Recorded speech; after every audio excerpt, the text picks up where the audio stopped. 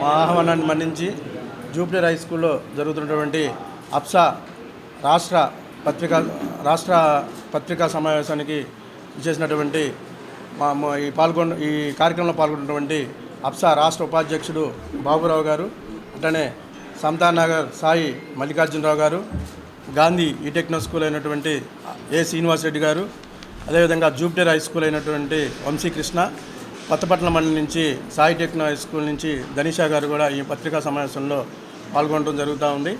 మొన్న ఈ నెల 14వ తారీఖున విశాఖపట్నంలో రాష్ట్ర అధ్యక్ష ఎన్నికలు, అప్సా రాష్ట్ర అధ్యక్ష ఎన్నికలు జరగడం జరిగింది. అందులో అన్ని జిల్లాల నుంచి కూడా అందరూ రాష్ట్ర కార్యవర్గం సంబంధించినటువంటి ప్రతినిధులందరూ కూడా హాజరవడం జరిగింది. ఆ కార్యక్రమంలో నన్ను అప్సా రాష్ట్ర అధ్యక్షునిగా ఎన్నుకోవడం జరిగింది.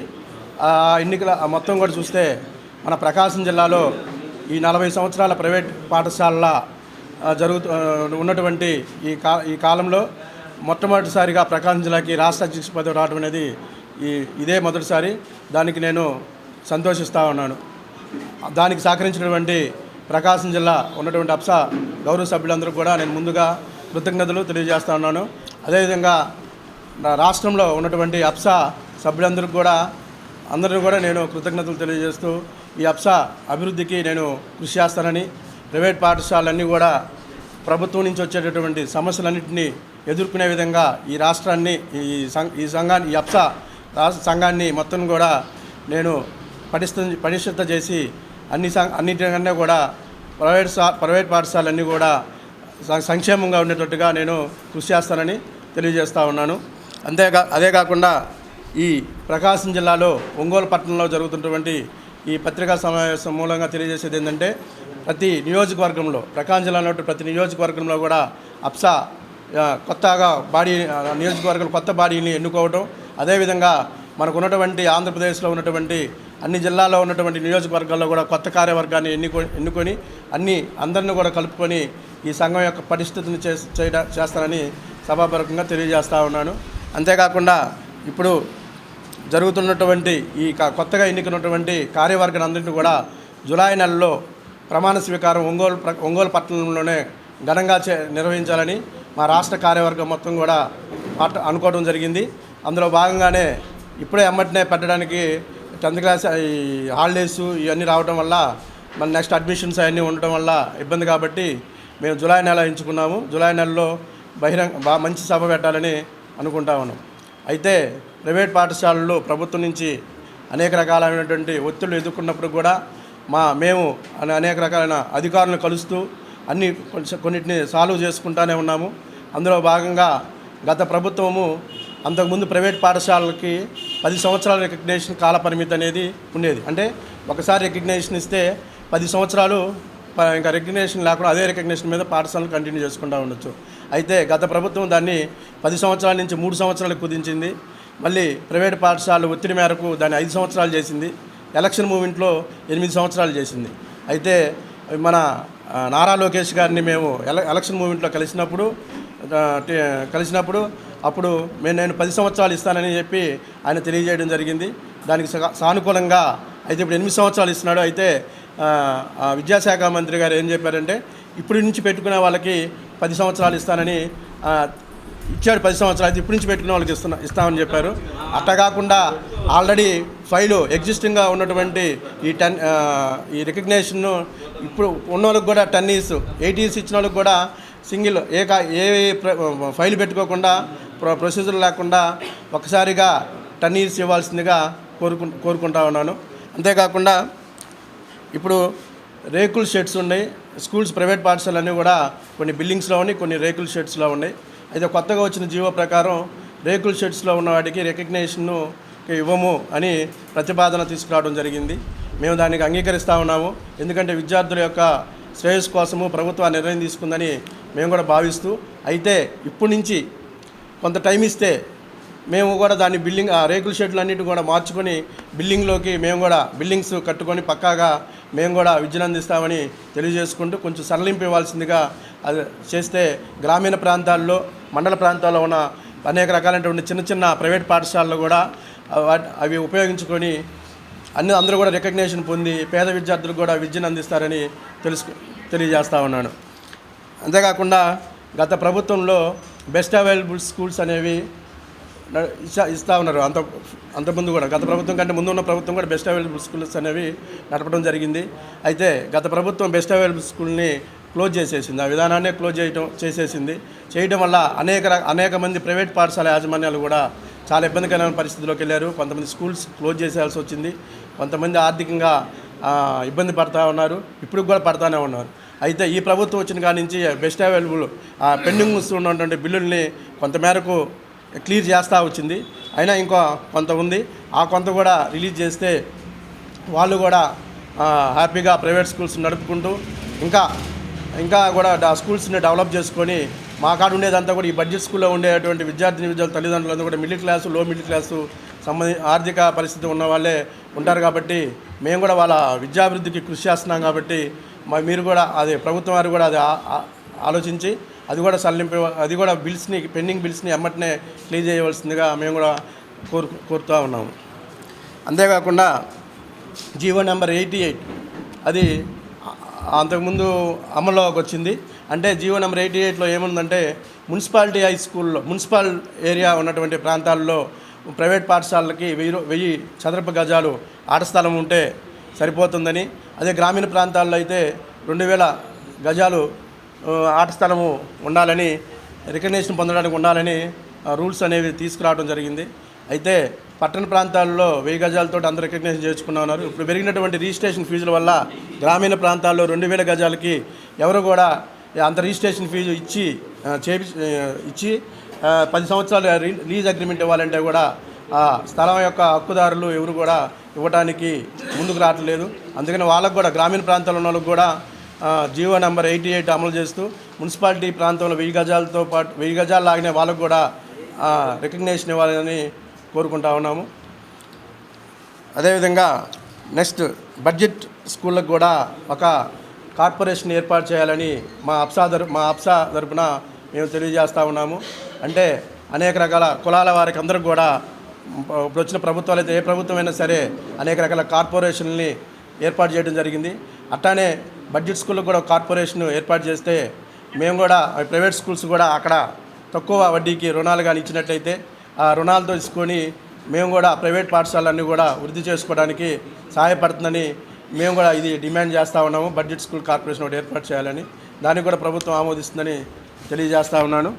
అదేవిధంగా ఇవన్నీ సమస్యలు కూడా ఇక్కడ చెప్పినటువంటి సమస్యలు ఇంకా గ్రౌండ్ లెవెల్లో ఉన్నటువంటి ప్రైవేట్ పాఠశాలలు ఎదుర్కొన్నటువంటి సమస్యలన్నింటినీ కూడా మేము 10th క్లాస్ 24, 25 తారీఖుల తర్వాత స్కూల్స్ హాలిడేస్ ఇచ్చిన తర్వాత కమిషనర్ గారిని, ప్రిన్సిపల్ సెక్రటరీ గారిని, ఎడ్యుకేషన్ సంబంధించిన ఓఎస్డీ గారిని అందరినీ కలిసి జూలైలో, ఆగస్టులో నారా లోకేష్ గారి విద్యాశాఖ మంత్రి నారా లోకేష్ గారి యొక్క అపాయింట్మెంట్ కూడా తీసుకొని ఈ సమస్యలన్నింటినీ కూడా సాల్వ్ చేసుకుంటామని మా సభ్యులందరికీ తెలియజేస్తూ సెలవు తీసుకుంటా ఉన్నాను.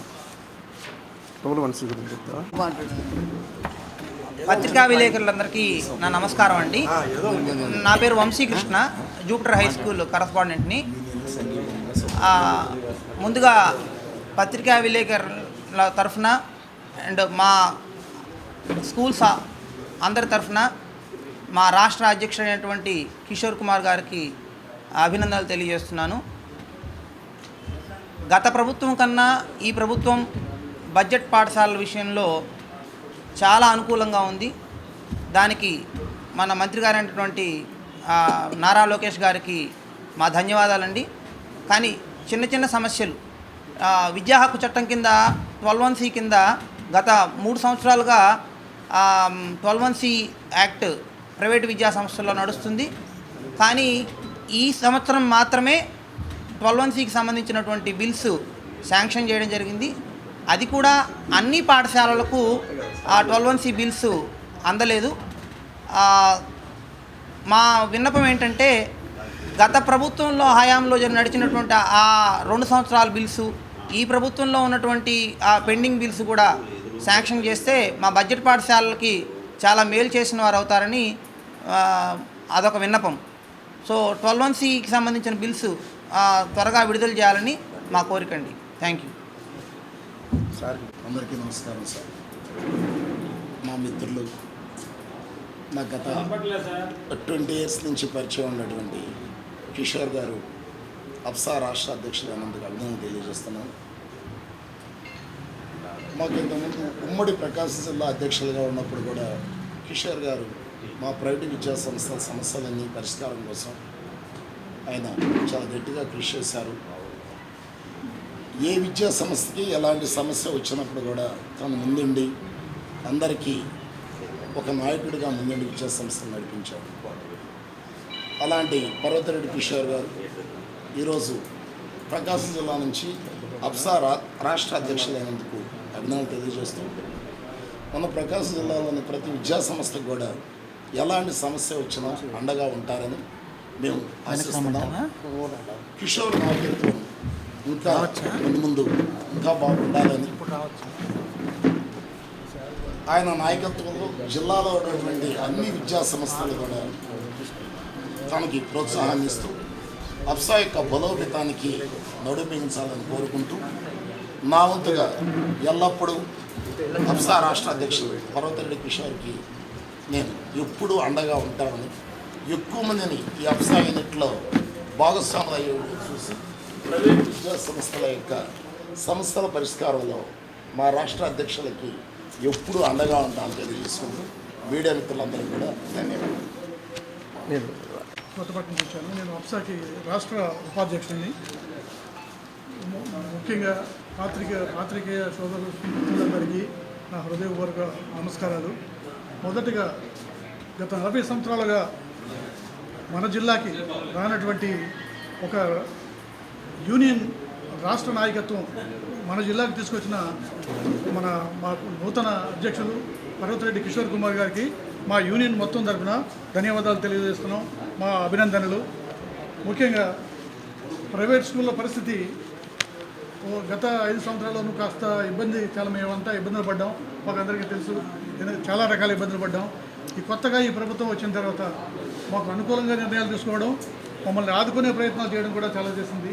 దీంట్లో మాకు ఇబ్బంది కలిగించే కొన్ని ప్రతి పాఠశాలకి పక్కా బిల్డింగ్లు ఉండాలనేది, ఎగ్జిస్టెడ్ స్కూల్స్ కొన్ని ఉన్నాయి. అంతకుముందు షెడ్లలో చాలా స్కూళ్ళు ఉన్నాయి. వాటిని ఇప్పటికిప్పుడు బిల్డింగ్లు కట్టుకోవడం అంటే చిన్న స్కూళ్ళు మనకు తెలుసు. ఒక 4 రూములు వేసుకోవాలన్న లక్షల్లో 15-20 లక్షలు ఖర్చు పెట్టాల్సిన ఈ రోజుల్లో అంత డబ్బు చిన్న స్కూళ్ళు ఖర్చు పెట్టలేవు. ఒకదాన్ని రిలాక్సేషన్ ఇవ్వాలని మనస్ఫూర్తిగా కేంద్ర నాయకత్వం తరపున, రాష్ట్ర నాయకత్వం తరపున నేను కూడా వారితో పాటు కలిసి అక్కడ అభ్యర్థన చేయడానికి మేమంతా వెళ్తాం, మా యూనియన్ అంతా వెళ్తాం. ఈ ఒకదాన్ని మాత్రం కాస్త రిలాక్సేషన్ ఇవ్వాలని నేను మనస్ఫూర్తిగా కోరుకుంటున్నాను. అట్లనే 12(1)(c)లో కొంతమందికి మాత్రమే వచ్చాయి, అన్ని స్కూల్కి రాలేదు. కొన్ని స్కూల్కి వచ్చాయి. నెంబర్ ఆఫ్ స్కూల్స్ ఇంకా రాలా. ఆ స్కూల్స్ కూడా వస్తే చిన్న స్కూళ్ళు పెట్టుబడి పెట్టి ఉన్నాం. అందరికీ 25% జీవో ప్రకారం చాలామందికి చెప్పి ఉన్నాం. ఒక్కో స్కూల్కి ₹1,00,000 పైన రావాల్సిన ఫీజులు ఉన్నాయి. అవన్నీ ఇప్పిస్తే కాస్త అంత రిలాక్స్ అవుతాం, ఊపిరి పీల్చుకుంటాం. ఈ విషయాన్ని పాత్రికేయ మిత్రుల సమక్షంలో తెలియజేస్తున్నాం. అది రాష్ట్ర ప్రభుత్వం తరఫున విద్యాశాఖ వాళ్ళు కాస్త ముందు స్టెప్ తీసుకొని, ఫ్రంట్ ఫుట్ తీసుకొని మా సమస్యని పరిష్కరించాలని మనస్ఫూర్తిగా కోరుకుంటూ, ఈ కఠినతరమైన ఆ బిల్డింగ్ జీవోని కొంచెం సవరించి మాకు అందుబాటులోకి తేవాలని మనస్ఫూర్తిగా కోరుకుంటున్నాను. నాకు ఈ అవకాశం ఇచ్చిన మా అధ్యక్షుల వారికి, సభకు వచ్చిన వాళ్ళందరికీ నమస్కారం తెలియజేస్తూ సెలవు.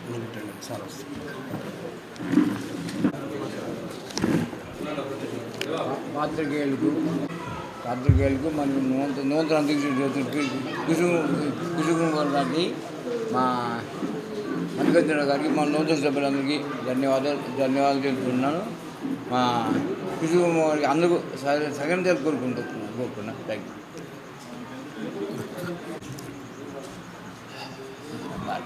Good evening everybody.